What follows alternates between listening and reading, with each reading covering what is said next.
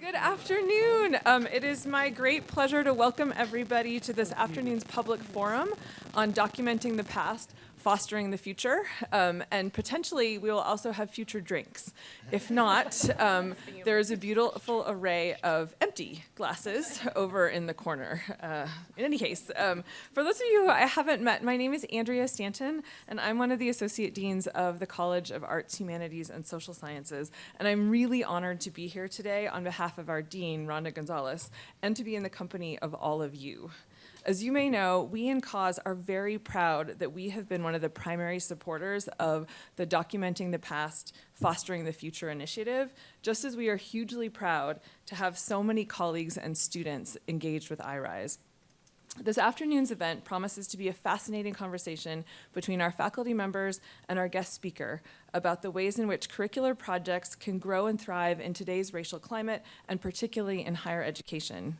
DPFF is a great example of one of these kinds of projects, again involving the collaboration of IRISE and our college.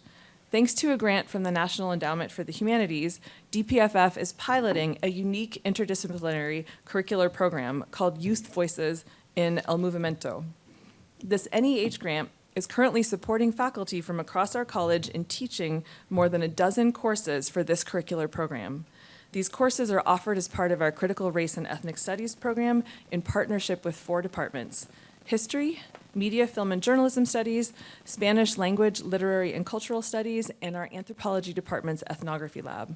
The Youth Voices courses engage our students in intercultural competency development and in primary research, and help them develop skills in producing original, community-centered multimedia narratives.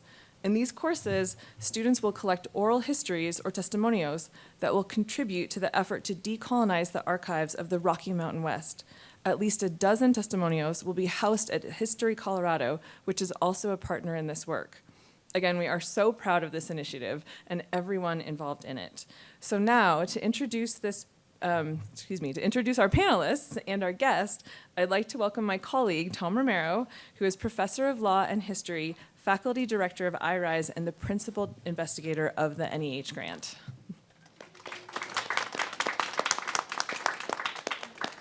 Thank you, Dr. Stanton. Thank you all for being here today. It's wonderful to see so many familiar faces, to see some new faces, and really just as an opportunity for us to share with you what has been, in some ways, the core work of IRISE for the last 10 years, finding a counter space, if you will, for us to really promote some of the most important conversations and initiatives that we have going on here at the University of Denver.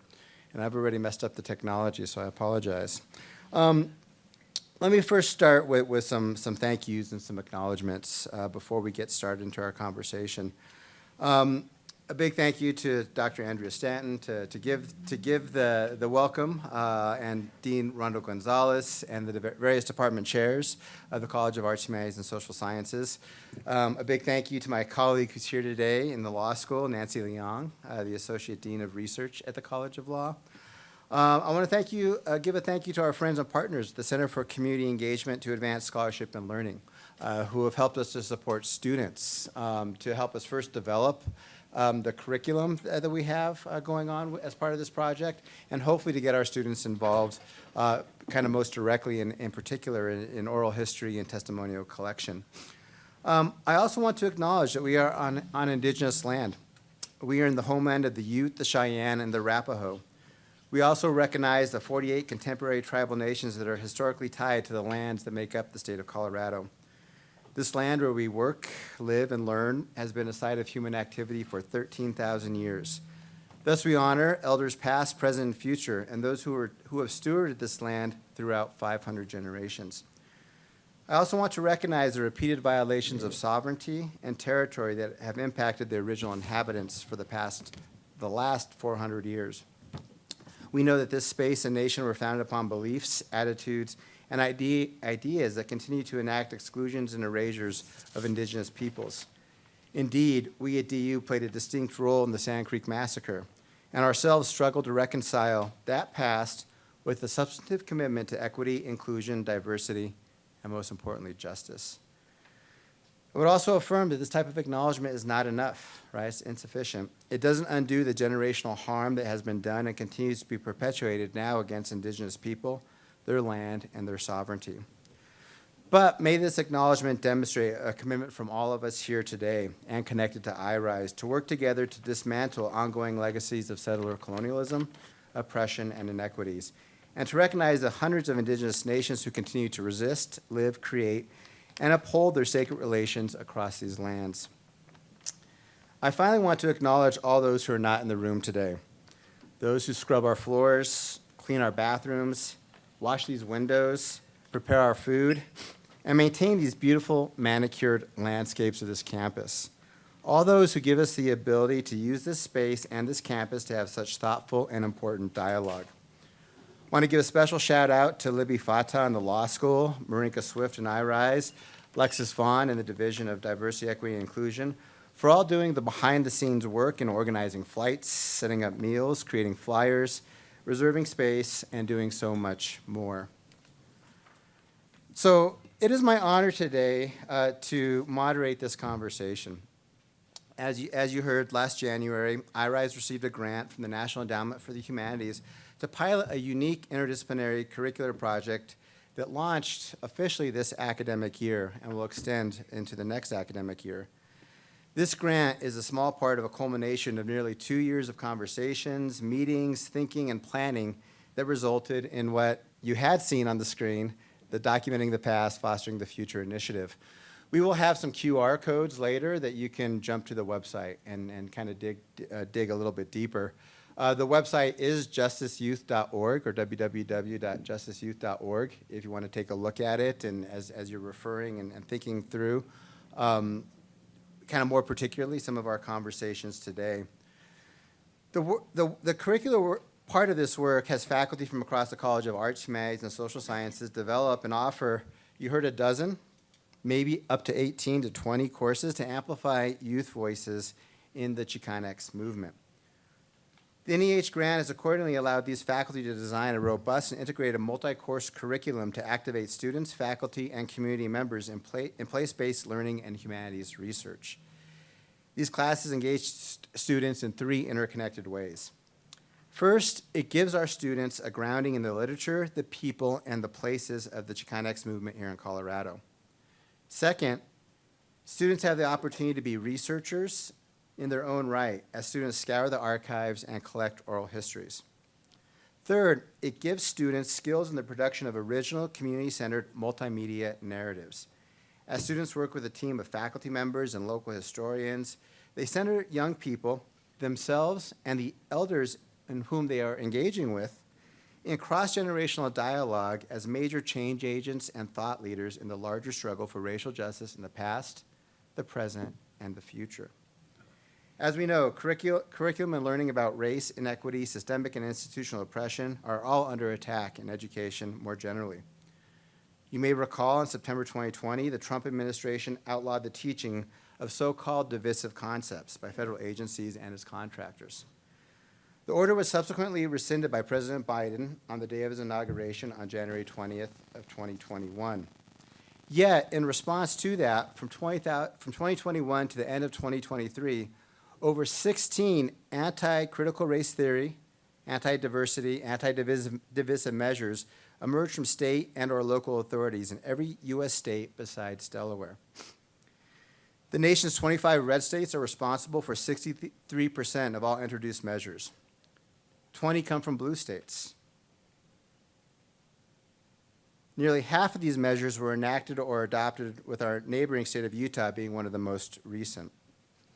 The overwhelming majority of these bills introduced and enacted measures include K through 12 schools as targets and impact over 22 million public school children, almost half of the country's 50.8 million public school students. So those students who will be entering this space, right, and other spaces of higher education, right, might come into these spaces not knowing anything, right, about racial and ethnic studies, histories of racism and oppression. Institutions of higher education are targeted in about 20% of all introduced measures and 12% of enacted measures. Those measures that have already been enacted in higher education have had wide-ranging effects. from the scrubbing of all race and ethnic studies from the curricula, to the elimination of programs that affirm and empower students, faculty, and staff, to a profound sense of fear and dislocation.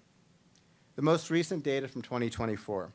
So in the last 45 days alone, there have been 71 bills introduced in 25 states and the U.S. Congress. 8 have received final legislative approval and become law, and 25 have been tabled, failed to pass, or been vetoed. We also know that the Gaza-Israel war has only tended to complicate an already challenging landscape. As scholars, as educators, and as students, these efforts directly implicate our mission in higher education to educate and engage our students on some of the hardest issues impacting our society. So the DPFF project, accordingly, is our collective commitment and counter-narrative to all of these attacks in higher education. It is designed to deepen our students' understanding of injustice and inequity, to develop new tools and perspectives on racial justice, and to empower them as thought leaders in our most challenging problems. So joining us in this conversation, and you want to hear more from my colleagues and from me, are a variety of very talented people that have been the major visionaries in pulling this project together and operationalizing it in their classrooms. Dr. Lina Resnezek Parado is a teaching assistant professor of Spanish in the Department of Spanish Language, Literary, and Cultural Studies. She is also the director of the Spanish program for heritage and bilingual speakers. Dr. Carlos Jimenez is an assistant professor in the Department of Media, Film, and Journalism Studies and the host of Radio Indigena. Dr. Runchao Lu is also an assistant professor in the Department of Media, Film, and Journalism Studies and taught our very first class in the program last fall. Dr. Hava Gordon is a professor in the Department of Sociology and Criminology and in the Gender and Women's Studies program. Dr. Lisa Martinez is also a professor in the Department of Sociology and Criminology and the co-director of DU Center for Immigration and Policy Research. I think I got everybody here except Dr. Solórzano, but not up here today, but teaching these courses are Drs. Esteban Gomez in the Department of Anthropology, Elizabeth Escobedo in the Department of History, and Lynn Clark in the Department of Media, Film, and Journalism Studies. We have also partnered with the Oral History Program at History Colorado on aspects of this project. As you heard, we will be delivering at least 12 oral histories that will be in the archives there at History Colorado. We also have as part of our grant community fellows or community partners. One just walked in the room, Dr. Maria Islas Lopez, a former IRISE postdoctoral fellow and currently part of the Museum of Memory Initiative at History Colorado. Lucha Luna Martinez, who's the director of the Chicano Mural Project of Colorado, and who gives to all of our students that are part of this program both history lectures on murals here in Colorado and a mural tour. And we're going to be having another mural tour that's going to be happening in the spring quarter. And you all are invited to that. The more, the merrier. So make sure you leave your email addresses afterwards, right? And then the final community fellow that we have is Celeste Martinez, the owner and jefita of Celestial Alegria. To reflect and consider the implications of this project in higher education more generally is Dr. Danny Solórzano. Dr. Solórzano is a professor of social science and comparative education and Chicano and Central American Studies at the University of California, Los Angeles. He is also the director of the Center for Critical Race Studies and Education at UCLA. Earlier today, Dr. Solórzano gave a talk before the law faculty on his recent co-authored study, Racial Microaffirmations as a Response to Racial Microaggressions. Dr. Solórzano, in his talk today, pointed out IRISE as a powerful racial microaffirmation, a counterspace, right, as I've talked about, but also a place of healing for those of us at DU that are doing this work. Dr. Solórzano has also been one of the primary dissertation advisors of 2 former IRISE postdoctoral fellows, Drs. Johnny Ramirez and Christine Vega, both faculty members now at San Jose State University, or IRISE West Coast, as I like to call that institution. All right. So without further ado, I want to give our faculty colleagues here at DU, those that are part of the faculty of the DPF faculty, to briefly explain their courses they are teaching this year and next, and how each is designed to advance the goals of the DPFF initiative. So we have microphones on the table, so if you just want to make me talk, make sure you use the microphones. And none of you are shy, so please jump in. Hello. It works? Oh, very nice. Hello, everybody. I'm Carlos Jimenez. I'm an assistant professor in the Media, Film, and Journalism Studies Department. And I teach two courses a part of this collaboration. One is audio documentary, which you might hear about again. And the second one I'm currently teaching is a social media video production course, which, as you might imagine, is extremely popular. Both of these courses are on the production end, so they're about synthesizing ideas of the Chicano movement and the youth activism that happened.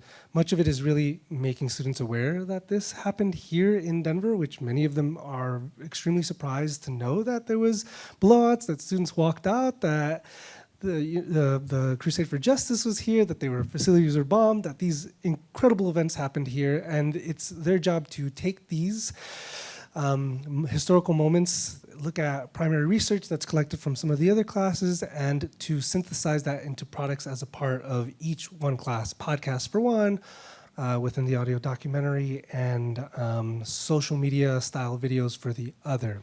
So I'll keep it that because it said to do it briefly. Hey all, buenas tardes. My name is Lina Resnichek Parrado. Like Tom said, I am in the Spanish department. I also direct the Spanish for Heritage Speakers. And of course, my role here is to really put Spanish at the center of understanding the Chicano experience in the past through el movimiento, and also certainly right now in the present, Spanish is a vital language to our local community. So as part of our collaborative, I teach Latinos in the US, kind of a historical look at the main communities of Spanish-speaking individuals in the shaping of the US, and of course in the shaping of Denver, as you know, we have so many Spanish-speaking communities here. And again, really framing Spanish as not a foreign language, but really a language that is spoken right here, right now. And the other course is part of a collaboration with my colleague here, Carlos. It's a course called Internship in Spanish, which indeed it is an internship in Spanish, where students who enroll have the opportunity to do a community engaged project with a variety of partners we have partnered with through the years. We have folks in offices kind of everywhere around Denver, public offices, nonprofits, community organizers, you name it, who are really dying to collaborate with bilingual young people. For me, it's a great opportunity to also talk about and validate a lot of my students who are Spanish-speaking themselves, who have grown up with this language, come to me with this idea that they can't speak the language very well, and that really the language is just to talk to mom. So the idea here is to really value that skill and to give it career-relevant value. As part of this collaborative too, we will be doing a lot of interviews with Spanish-speaking Coloradans, looking at their past, their leadership, and we have, again, this great gift, which is a lot of partners that are willing to work with our students.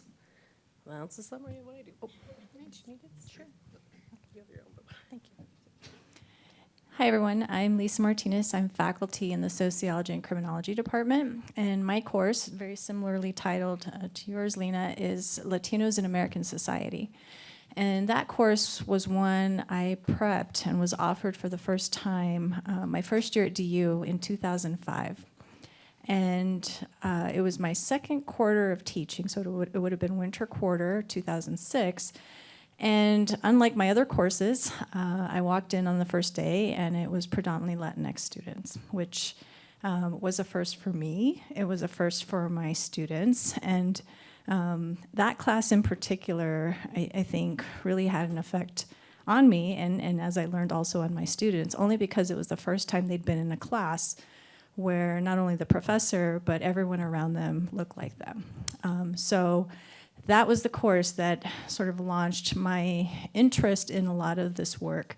And one of the things that I learned in the process of teaching that class was, despite the fact that they were predominantly Latinx students, most from the Denver area, if not from other parts of Colorado, they really didn't know this history. And they would ask me, like, why didn't I learn this history? And I couldn't answer that question. So in subsequent sections of the course, I always tried to modify it to sort of fit a different theme. So one year we focused primarily on education. Another year we focused more on politics. And then I was scheduled to teach it in winter 2017, which happened to coincide with the 50th anniversary of the Crusade for Justice here in Denver and in Colorado. And so everything that we did tied back to that history, right, kind of in response to that first iteration of the class. And I wanted them to know this history because it was so pivotal in so many ways. And so as part of that, not only the sort of academic pieces, but I also had them do some archival work through the Denver Public Library's archive of the Crusade for Justice and Corky Gonzalez's papers. I also had an opportunity to bring in community members. Dusty Gurule, some of you may know from her work with Color Latina, Ed Escobel Sr., who came in and sang songs from the Movimiento with my students. So you can imagine this classroom of some students of color and also students who identified as white singing decolores, right, singing some of those movement songs. And they loved it. They absolutely loved it. So kind of picking up on that theme, when I do offer my class again as part of this initiative, I will connect back to the movement and probably also bring in some community leaders and activists, because they always love to hear from others who have these experiences, who were really integral to the movement back then, and then of course to work that's being done now by a new generation of activists.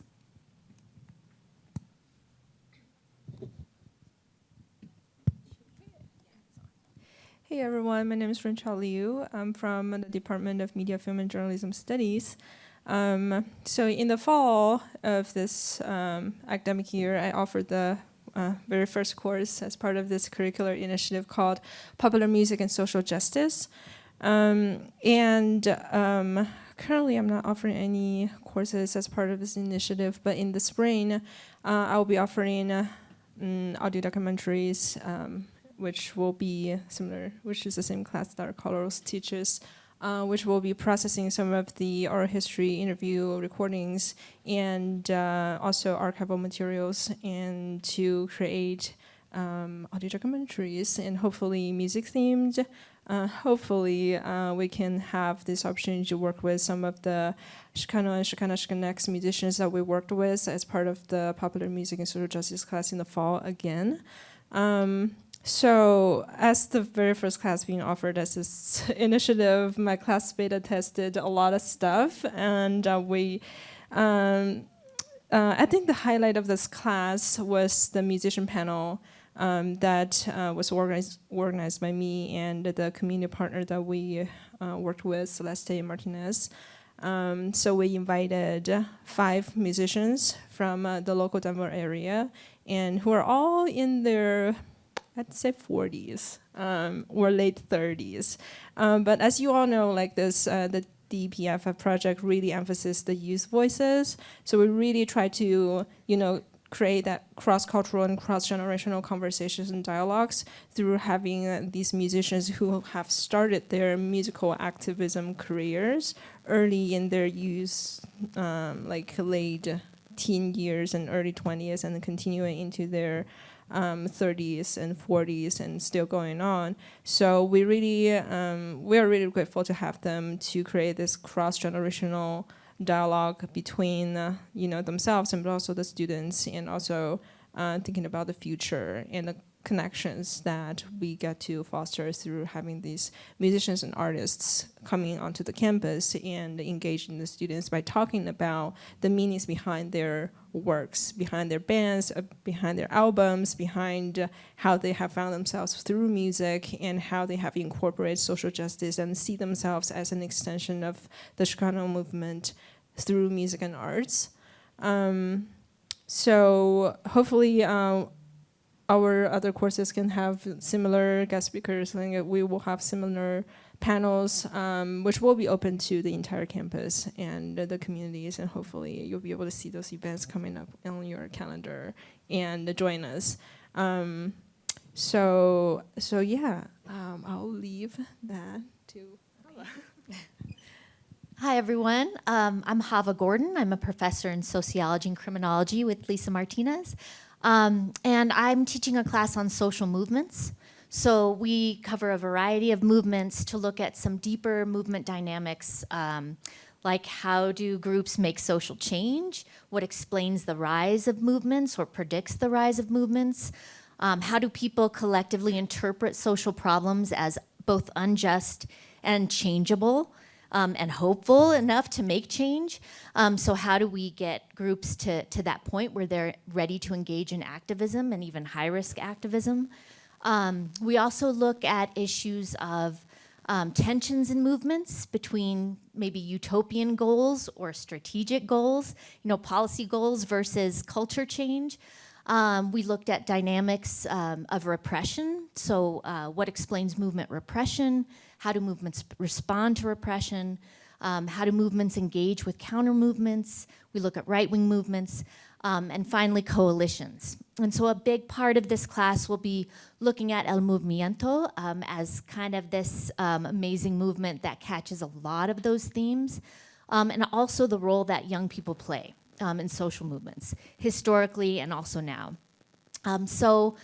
Students will be partnering with a organization in the community rooted in El Movimiento, doing some projects with them and also collecting oral histories of different generations of activists who can talk about their experience as youth in the movement through different decades.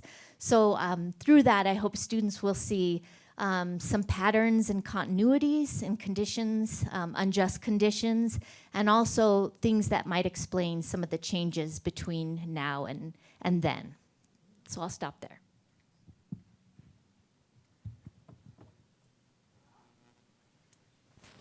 Thank you all for that. Some of what you're hearing about, and as I mentioned with the website, we'll be producing some of those short videos, whether it's the musicians panel, there'll be clips from that, to some of the oral histories, to some of what's produced in the classroom. We're going to use the website as a vehicle as well, right, to tell these stories, and we'll be there for you all to view. Dr. Solórzano, in your own research and expertise, could you comment on the importance of classes like what you've heard about and this larger project in higher education? Or to put the question another way, why are classes on race and ethnicity, particularly those that have a community-engaged component, important for the present and future of higher education? Thanks to all of you, and thanks, Tom. You gave me this question yesterday, and I've been thinking about it since then. And it's a really, I'm going to try to tell a story, if I can, just of how I came to do this work. And I think I'll try to insert sort of comments about your really important courses that you're teaching. I started teaching in 1972 in Los Angeles at the LA County Central Juvenile Hall. It's a school for young men. They have two sides, boys, and they call them boys' side, girls' side. I was on the boys' side. These are young men who were going through the court system. Some of them could have been on their way to a court. Some of them could have been waiting for their court date to come back up. Some of them could be just on hold there. You can hold them there for 180 days in that system. I'm not sure what it's like now. But they all had to go to school. Under California law, if you're under the age of 18, you had to go to school. And you had to go to a certified school. And that's where I started teaching. And it was part of a program, a national program called National Teacher Corps. It came out of the Johnson administration's, the Great Society program, whatever it's called. Maybe I got that wrong. Anyway, we were in the third, I think I was the third cycle. My cycle happened to be corrections and urban corrections. And so I was placed there with a number of other, I think 11 other teachers, almost all folks of color. And at night, we'd go to USC to get our training, so-called training, and eventually get a degree. And then the state gave us licensure. They gave us, our teaching certificates. I went into that school, I taught high school. I taught high school boys. I taught almost all black and Latino young boys, young men. And, one of the things you find out by talking to teachers who are already there is that all the negative about these young men, all the negative, right? That they can't read, they can't, they're disruptive, and it was really hard for a brand new teacher being in that situation. And I remember I needed help. I really needed help because I wasn't being trained at USC to deal with anything. Classroom management, my teaching, my pedagogy, my curriculum, nothing. One thing we did know that they were right that these young men, their reading levels were really low, right? They were really low. And the textbooks that we would give them were much higher than their reading levels. So they would look at the book and just put it aside. And so I needed help, and the help I got was Paro Freire. He helped me. I mean, his books helped me. I met him a couple of times, and he helped me then too, but I was already at UCLA at that time. But the way he helped me, by reading both Pedagogy of the Oppressed and Education for Critical Consciousness, is that he taught me a problem-posing approach to teaching, right? And what it meant for me is that I had to find out what was important for these young men, right? What was important for them, and to engage them in a conversation, in a dialogue about the very things that were important for them in their communities that they came from and would go back to. And so what happened is that I bought a Nichromat camera, right? I bought, and I used color slide film, and they would tell me things in their community. They would tell me about, someone's home, a storefront, often a mural, right? The Chicano mural movement was just beginning, and it was really a really powerful public movement, art movement in Southern California. Here, Denver as well. Albuquerque, I mean, you can go all over the Southwest, mostly the Southwest. Chicago had a vibrant mural movement as well. And what I did is I took pictures of those spaces, those places that they told me to take. And I would bring back the slides to my classroom, and I would, with my big old Kodak projector, shoot them on the screen. And each student, I had about 15 students, each student had those old clunky cassette decks in front of them. And I asked them to speak into the cassette deck, right? I would take those tapes, and either that evening, usually not that evening, but certainly by the following, maybe about 3 or 4 days, I'd come back with their transcripts. And that's how I taught them how to read. I taught them how to read their words, their lives, their experiences. And, again, Freire tells you, you have to teach about reading the word, which that was the literacy component, but also reading the world, which is the consciousness. And that's how I started. And so that was my first experience in trying to make sense out of a place that I was just lost. There's a long story why I left that I won't go into, but I ended up leaving K through 12 teaching, in this case secondary teaching, and going to community colleges. I taught in we now have in California 116 community colleges in the state of California. And the community college I went to in the mid-1970s was East Los Angeles College, which had the first Chicano Studies program, community college program in the country, and probably one of the first 3 or 4 in the country, period. I think Cal State Northridge is one of the first. But that's where I also learned to teach. Teach higher education, community college students. And the challenge there was that many of my colleagues, not in my department, but in other departments, they didn't see these as real serious students. And there was this sort of culture in that college, which I hope it's changed today, even though I have a number of my former students teaching there. But I'm afraid it still is there, right? That, I'll give you an example. When we would, every beginning of every semester, you meet with all the faculty at this big auditorium, and you hear from the deans and the VPs. They would tell us, okay, you need to keep your students on the rolls until week 3.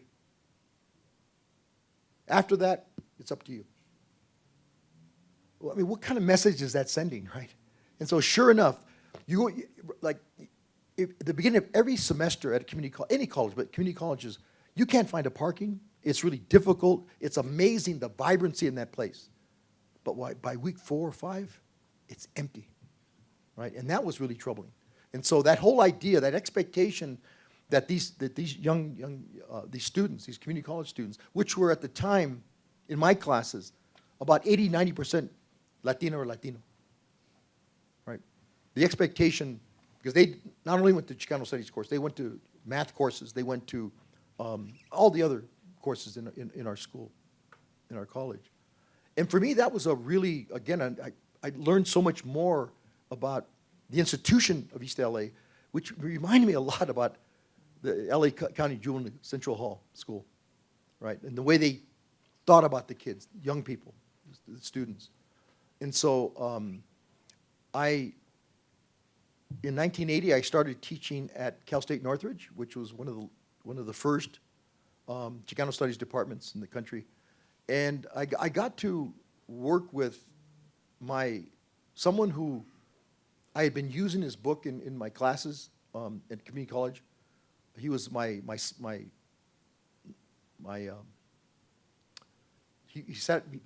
he was across from my office, Rudy Acuna. And Rudy was working on his second edition of his Occupied America at the time. And I remember just having these conversations with Rudy about how his first edition was being received. You know, I thought it was being received really positively. But he was telling me that he was being critiqued by historians who didn't think it was real history.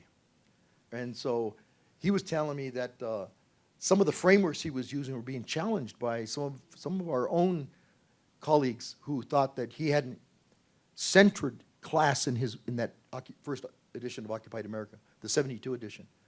And but I learned a lot from him about being at Northridge and being in a department that was really, really growing and really developing, along with my other colleagues there. And so in 1990, I came to UCLA. So I've been there 34 years. And as Tom mentioned, I have a joint appointment in Chicano and Central American Studies. And there it's different. I mean, maybe because it's UCLA, I don't know. I'm assuming you find the same thing here at University of Denver. I mean, we have some amazing students, absolutely amazing students. Now I'm talking about the undergraduates. I work mostly with graduate students, but I teach an undergraduate course every year on the Chicano in schools, an education course. But I'm just, I learned so much in being in those spaces, right? But I guess that history, I hope you see that I've been blessed to have taught in all 3 segments of California post-secondary education, the community colleges, the CSUs, and the UCs. And much of my learning in those spaces has been from students, including those students in the juvenile hall, right? And so that's my initial sort of reaction to these courses that, in the beginning, in those early years at East LA College, I mean, we're working out the Plan de Santa Barbara and the curriculum that was embedded in that plan. And some of the courses that you're mentioning have a relationship to those early courses, right? We were talking about those early courses and developing those courses at East or at CSUN or even at UCLA, right? I mean, and we would get together, usually at the National Association for Chicano and Chicano Studies, and we'd have curricular meetings, we'd have pedagogy meetings, and talking about this new and developing curriculum. So I think, at least in the area of Chicano and Chicano Studies, Latino Studies, our professional meetings, I think, are really important to have these conversations. In those early years, there was a lot of education folks in those spaces.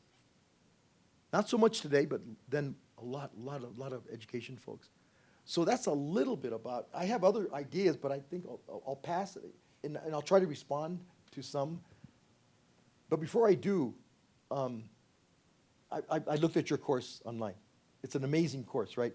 And I kept thinking about, and maybe that's related to everyone who's doing sort of archival work, right? And digital humanities work. I looked at Rina Ben-Mayor's work. I don't know if you know her work. She does digital storytelling. And she's done some amazing work, her and her students, at Cal State University, Monterey Bay. But I thought that was I just love the way she's doing it, right, and has done it. I think she's retired now, getting ready to retire. I also, as I was telling Tom, I think I was telling Tom earlier, now maybe it wasn't Tom, I think it was Elizabeth at breakfast this morning. I was talking to her about the archive at the University of Texas, Austin, the Voces Archive. That's an amazing archive of life histories of Tejanos. And the reason I went to the archive, because I was going to meet my mentor at UT San Antonio, and at Trinity, he was at Trinity, but I was some of my former students at UTSA, and I wanted to find out what he's up to, right? So I just Googled his name, and what comes up is his life history at the Voces Project. It's an amazing life history, things I didn't know about him, and but as I was on that site, I found this amazing. I shared it with my students last week. It's called Photo Voz.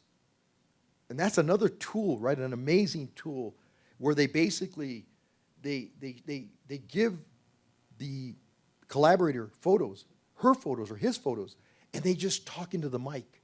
And there's this movie. It's 4 or 5 minutes long, but it's really their voice reflecting on their photos. It reminds me of visual sociology. It really does, which is it's a field that's not really old as sociologists are, but it's what, 40, 50 years old now, maybe 40 years old. They have their own journal, but my concern with that journal is that there's not many folks of color being published in that journal. So I can see things coming out of this class where we can put their work into that journal. Even the pedagogical part of that journal, I think, would be really helpful. There's a journal in sociology called Teaching Sociology. Not all disciplines have teaching journals, but I think some of the work that we're doing here, I mean, they have to be in teaching journals. There's a teaching history, teaching psychology. I was more familiar with teaching sociology, but again, just to get this work out there, get this work published, get this work shared. Those are a couple of the things that I wanted to share with you. One thing that Mincha, you mentioned about music, right? The first thing that came to my mind, what about theater? Right? And so, some of you know Theater of the Oppressed. I mean, they're an amazing theater group who basically would come into my classrooms, right? And they would do skits around particular issues and engage our students around these issues. I mean, some of the best ways to talk about racial microaggressions is to have Theater of the Oppressed come into your classroom and engage you with some of these questions. I spent some time at the Teatro Campesino archive at UC Santa Barbara. It's an amazing archive. I mean, all of their scripts from the very beginning to the end of a particular play, different video versions of their plays are all at that archive. So I love the idea of archival research. I think that's so important. And it sounds like you have a rich archival sort of space here in Denver. Here. But I'll stop there for now. Thank you. So I'm going to pause before I have a whole set of questions that I gave last night. But Do you all have any questions or some reflections on what you've heard so far? I'll bring you the mic.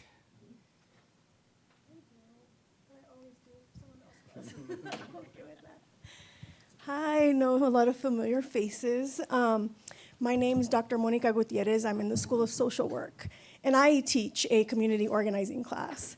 But before I ask my questions, I just wanted to say that as a product of migrant farm working parents, the Chicano movement created pathways for me to get my doctorate. So Dr. Solórzano, being part of the Plan de Santa Barbara and all the things you did, appreciate all that work. And I want to shout out San Francisco State, who was actually the first Chicano Studies program there. But I was thinking about this idea of what is the purpose of having something like a community organizing class? And I've taught it 3 years in a row, and I'm actually revamping the course as politics change in our communities. And we've gotten a lot of pushback from students. And I keep thinking of this idea of macro aggressions that land on us personally. But one thing because when things bad happen, I always go to, papers. And intellectually, I'm like, why is this going on? One of the things that I've been thinking of is intellectual humility, right? Which puts the onus on these students, right? Why are they not learning these things prior to getting to a master's program in social work or sociology or any of these?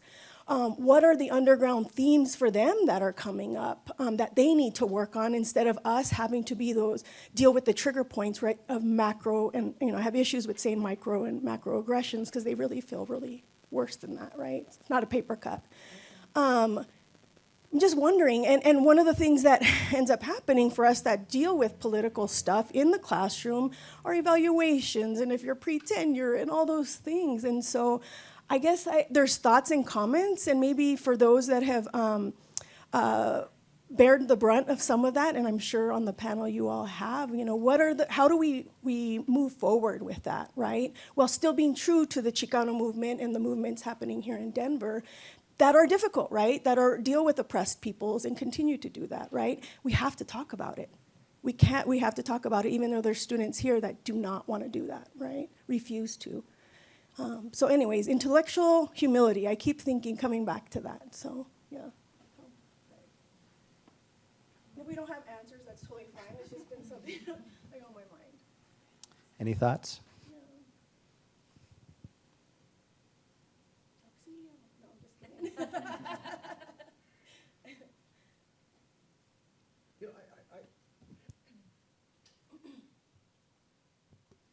I thank you for the question. Just about the macro-micro thing, I had this question earlier in the law symposium. The work of Chester Pierce guides that work. It's really important with that work. And Chet has answered that question that you have. And what Chet has said is that the micro and microaggression doesn't mean less than. The micro and microaggression means in the everyday. And so I think and I know I get this question all the time about racial microaggressions. And for us, the macroaggression, although we understand institutional racism, but it's an ideology that basically allows for this to take place. And it's ideologies of white supremacy, et cetera, et cetera, et cetera. But, one of the things that I think is, and this has been, I think for all of us, a challenge from the very beginning. Probably when I was in high school, which I can't really think about when it happened, but it probably did. But I can remember when it happened in college, when a professor in sociology challenged me. I mean, he challenged us.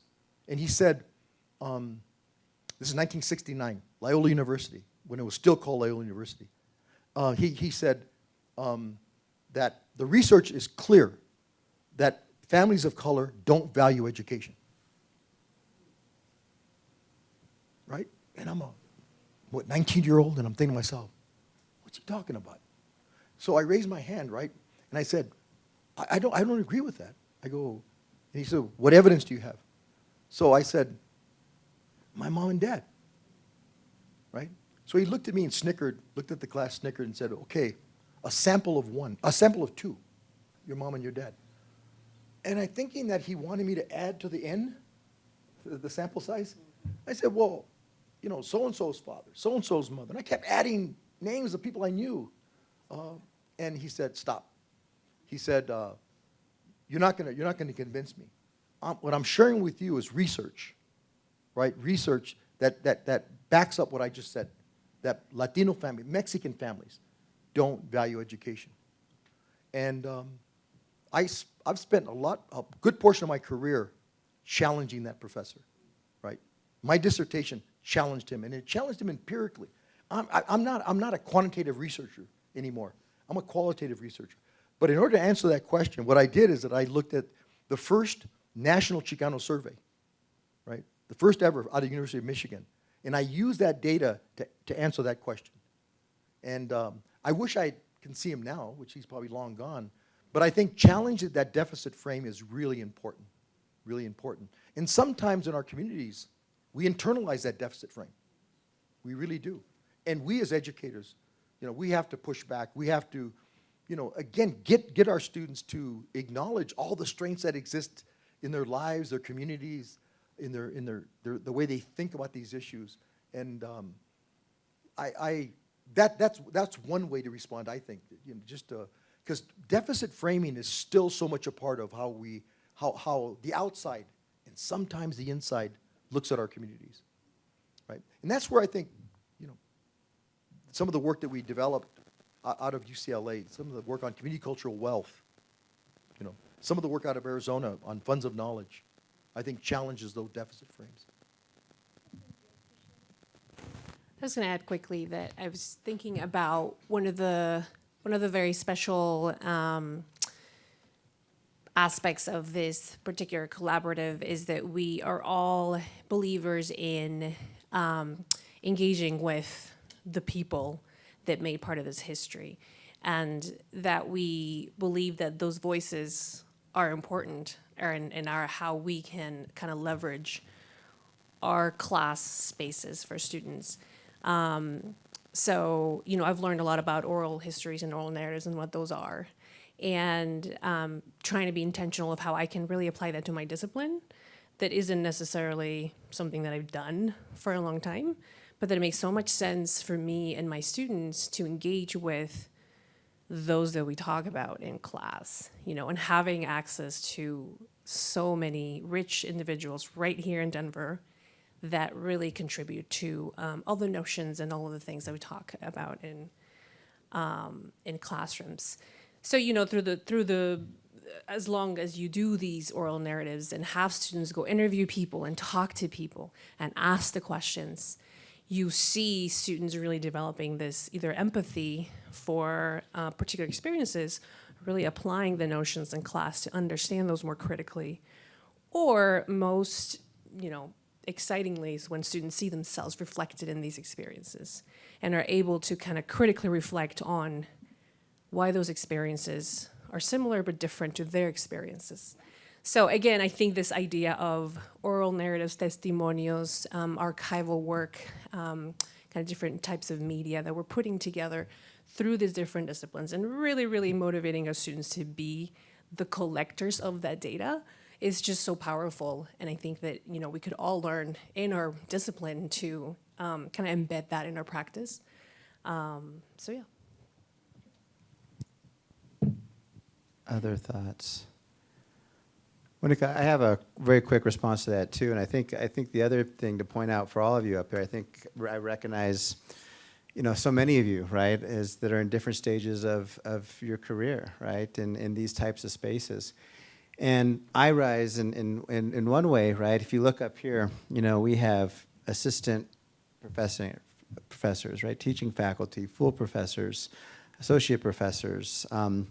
We have deans. I think part of what we can do as IRISE, right, is, and what I would say, and I think it's wherever spaces you are at, is to find this collective, right, of thought collaborators, right, that can, A, just sort of help you begin to answer some of these questions, but also B, there's an amazing amount of credibility, right, that happens, right, with this impressive group of scholars and thinkers and educators. And so I know you're already part of us, but we're sort of welcoming everyone else, right, this is what we need to create. These are the sorts of spaces we need to keep creating, kind of collectively to amplify this work.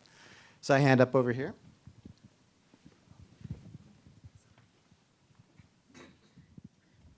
Thank you. Thank you, everyone, for your presentation so far. Really digging it. I just wanted to, well, I'm a part-time professor at Metropolitan State University. I teach concurrent enrollment courses in Intro to Chicano Studies, Chicana and Chicano Studies. And I'm also a master's student at the University of New Mexico, also in Chicana and Chicano Studies. I got a long history in terms of oral history. Going back to my undergrad, I actually brought a copy of the booklet that we produced. It's a booklet what was part of the Beyond Chicanismo Oral History Project. And that oral history project did conduct over 90 interviews of local activists. So many of those activists have passed on to the realm of the ancestors. But what's important is that I do agree with what you all are saying in terms of continuing to do the oral history, to continuing to interview these people. A lot of those interviews got lost. They were in the VHS format, so old school, right? But I was thinking about the whole question of like the curriculum is centered around youth, right? And in particular, youth in the movimiento. A lot of times we do focus on the four horsemen in Chicana and Chicano studies, and so to get away from that perspective, it's important to center youth.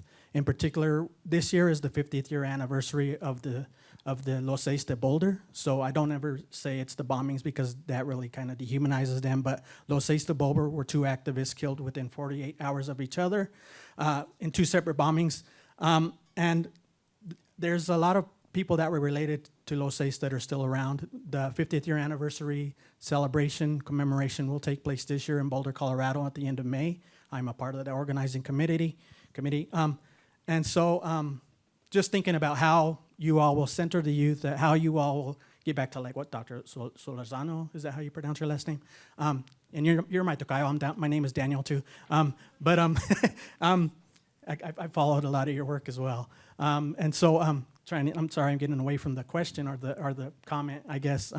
But in terms of like how to center the youth, how to incorporate, what we did is kind of an example, and so it got me into like Chicana and Chicano studies, and actually having youth participate in the interview process as well as learning from oral history, live people who lived that activism.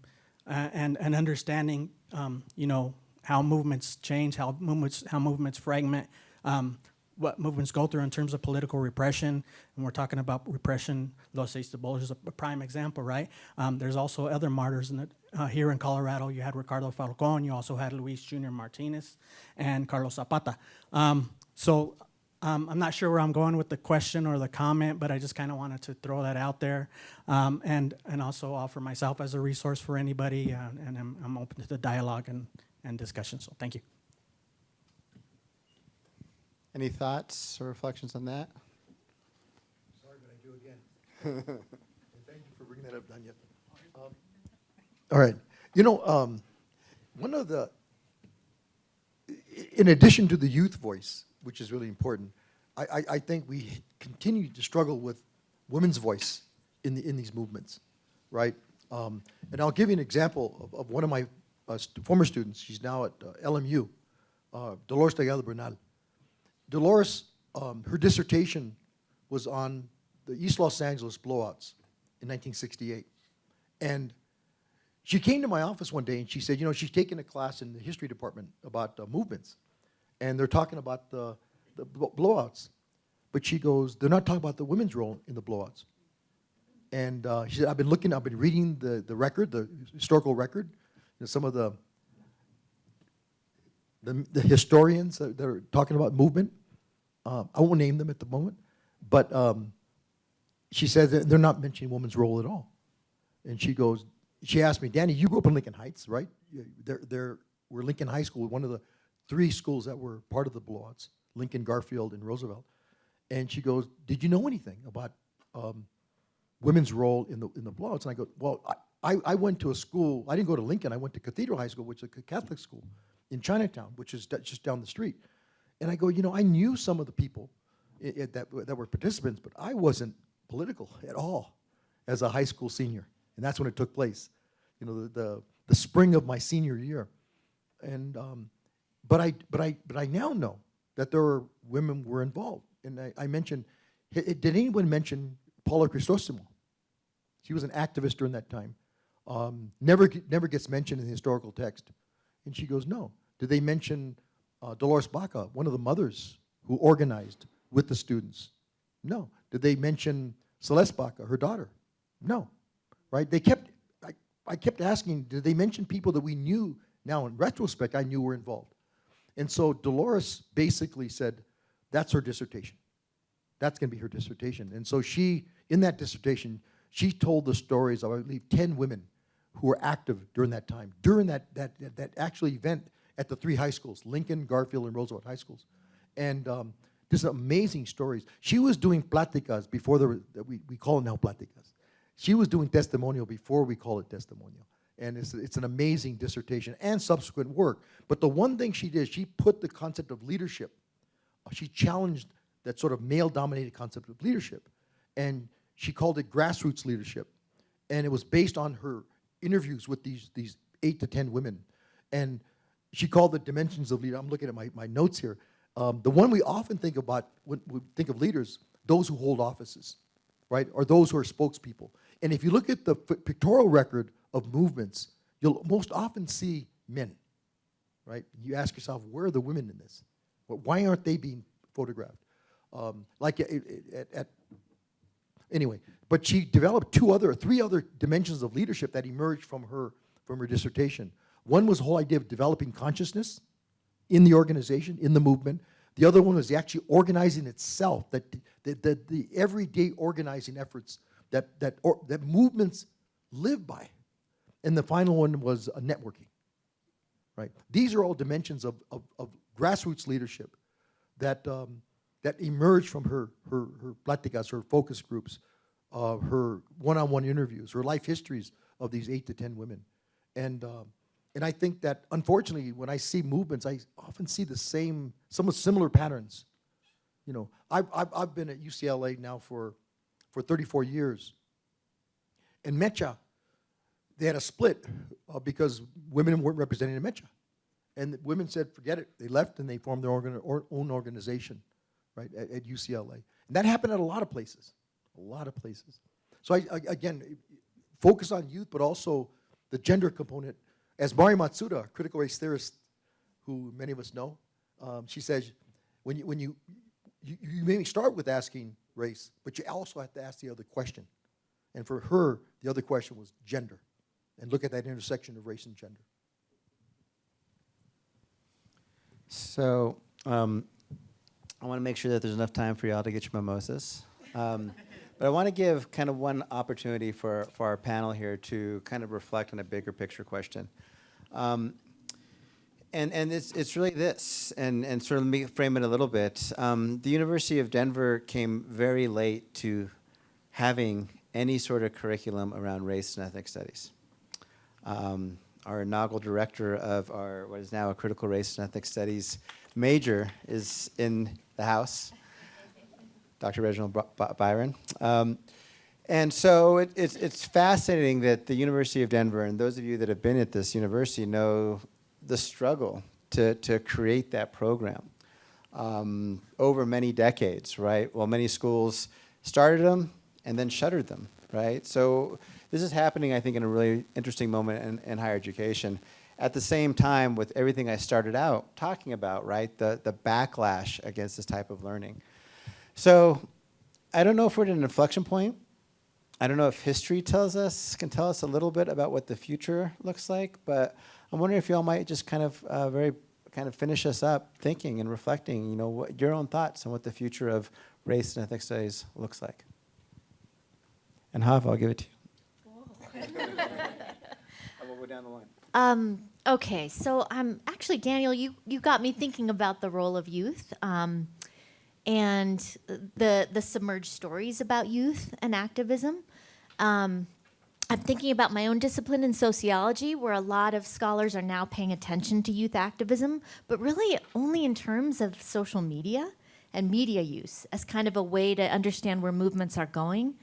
And I think one of the strengths of this project and including youth in collecting these oral histories is that they're getting stories about institutional inequalities, institutional racism, and that they're starting to pay attention not only to the cultural and the media, but also institutional inequalities as points for movements and movement formation.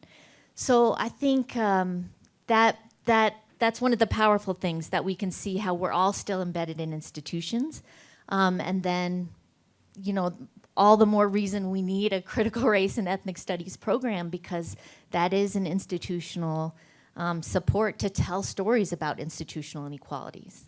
So I'll leave it at that. Thank you, Hava. I've taught at very different institutions. I've taught at both public schools, public universities, and used my first private university position. But for the two public universities I taught at, they're very different. So I taught at the University of Minnesota for a few years, and then the University of Wyoming, and then DU. When it comes to challenging and racial injustice topics in the classroom, when it comes to media literacy and communication studies courses, students have different expectations depending where you are, depending on the demographics of your student body. So I can't really speak to the changes in terms of student body at DU. This is my second year here, but I think I am overall optimistic, because the position I am hired into is literally called Media, Race, Equity, and Justice. So I don't know who came up with. I need to ask Carlos and other colleagues in my department, like, who are the genius behind framing this position? But definitely I've seen more positions, at least in academia in general, at least in the media and communication field. It's getting more and more attention. It's becoming, there are jobs there. Just keep looking. And compared to before, based on the few years I was on the job market. So there are changes. It's slowly changing, but it's changing. First, I want to note that my colleague Hava Gordon is one of a very small number of experts in youth activism. Fewer than a handful really have that emphasis and focus, so she's not quite shining a light on her expertise and contributions. And I really appreciated that comment, Daniel, because at least insofar as my work is, one of my major strands of research is on undocumented youth activism. And in the process of doing work on DACA recipients and undocumented youth and young adults in Colorado, I've really gotten a sense of the ways in which education links up to their activism, right? And actually, one of my friends and dear colleagues, Maria Salazar, and I wrote a paper where we talked about the development of what we call oppositional consciousness and the spaces in which that happens. And perhaps not surprisingly to us, what we found through our interviews was that students who had access to those spaces where they learned about their culture, about their history, about the contributions of people like them, were more likely to develop this kind of consciousness, which they then linked up to not only their activism within the context of their schools, but then took that to the next level in their communities and their neighborhoods. And they were really the ones that, at least in terms of the mass mobilizations in the early 2000s, all of the activism around undocumented youth, they really made those connections. And so, going back to Tom's question, I think it's important to emphasize not only the value of having those spaces, but through race and ethnic studies programs, through this kind of initiative, I think it provides students with not only the tools to sort of make those linkages, but also gives them the language. And so to the extent that we might be able to accomplish that with this initiative, right, sort of bringing students into that conversation. My sense, and I'm sure my colleagues would agree, is that our students do want to engage in these conversations, right? But they just might not have the tools yet or the facility. And so I think what so many of our colleagues are doing, our friend and colleague Reggie Byron, and leading the Critical Race and Ethnic Studies program and really developing that, it's all part and parcel of this larger goal and vision of providing those spaces for youth to develop that kind of consciousness that I believe will lead to the kind of social change that we all want to see. And that our friend and colleague Deb Ortega always says, you know, the sociologists are always talking about the problems, social workers are doing something about the problems. So this might be our opportunity to do something about the problems as well.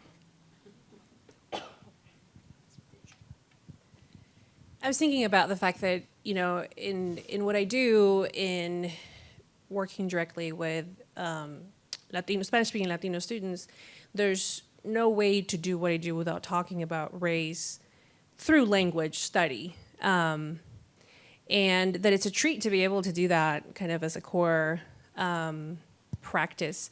And my course is not called ethnic studies or racial theory or anything like that. And so I was thinking about how much of a treat it is to be able to join a collaborative of colleagues who do similar work, and to consider that my work also fits in what we might consider, you know, ethnic studies, even though I'm not called that or I don't have that expertise. What I do, a lot of what we do, has everything to do with this important conversation and this important mission of really centering our students to develop critical knowledge, to rewrite some of the histories that they've themselves lived, their families, their ancestors, and to really rewrite the stories for the future. So if we don't do this work, I'm out of here. I mean, I don't know how else to do my job. And just joining kind of spaces outside of my department, my discipline, and really seeing the commitment through interdisciplinary work is really motivating too, to someone who's, you know, still kind of a junior faculty figuring out contributions. So yeah, here we are and here we'll be. Might as well. Everybody touch the microphone. I have to repeat the question. Future of Race and Ethnic Studies curriculum. Maybe repeat it for you all, because I forget sometimes.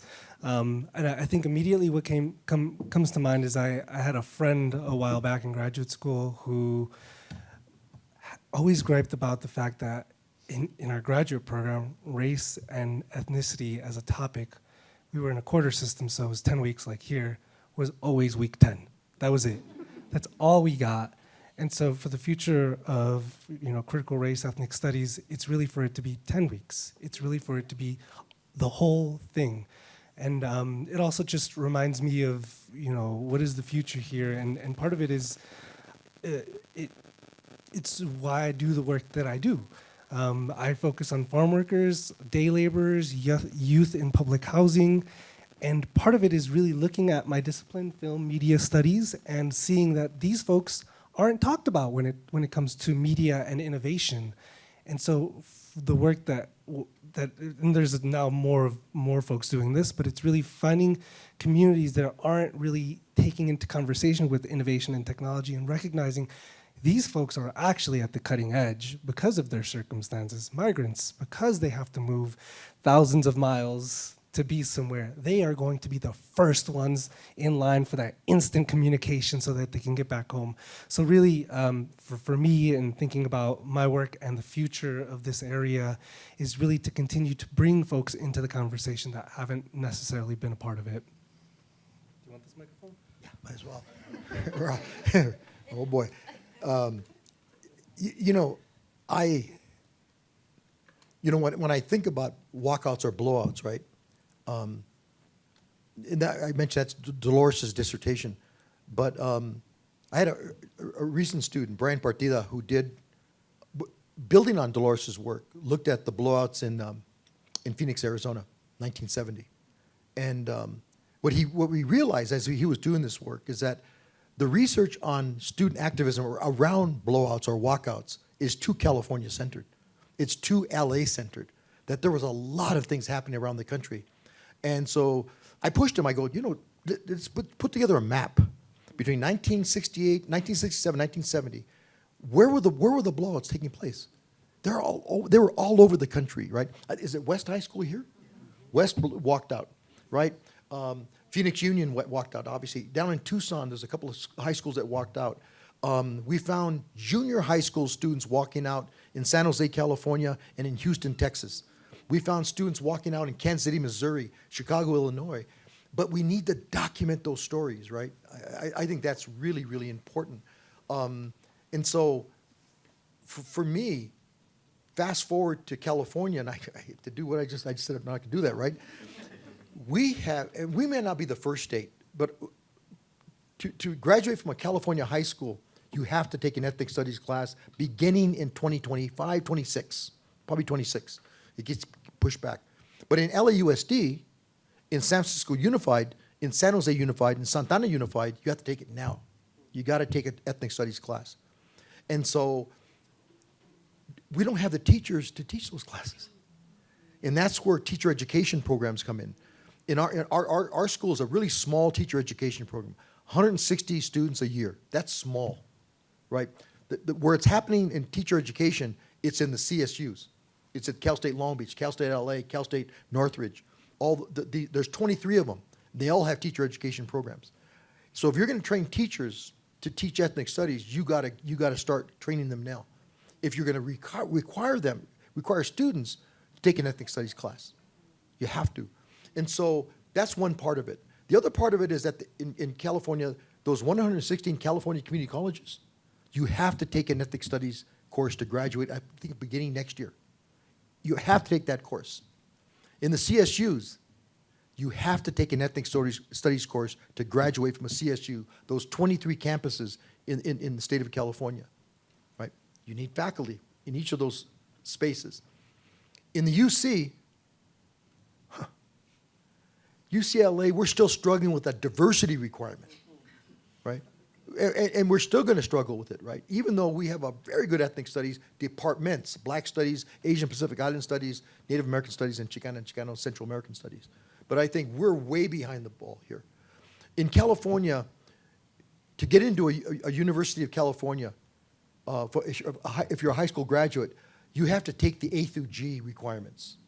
One course here in math, or two courses in math, one in English, physical, natural sciences, et cetera. We're working right now so that any high school student who is UC eligible or CSU eligible has to take an ethnic studies course, Area H. It's the new area, Area H. And we are getting so much pushback. I was on the UC-wide implementation committee for that requirement, and our work stopped cold in July of last year. Stopped cold because a couple of regions who run our system that thought we went too far, way too far. And or actually there's two of them, they stopped the conversation. So again, I think the UC is way behind the mark on this, but our high schools, our community colleges, and our CSUs are at least moving further forward, right? All right. Well, I want to thank you all for joining us today. Can we give a big hand to our esteemed panel? Welcome you all to mimosas, but also continue to engage with us with IRISE. This is your home, so keep making your home and help us grow. So thank you all.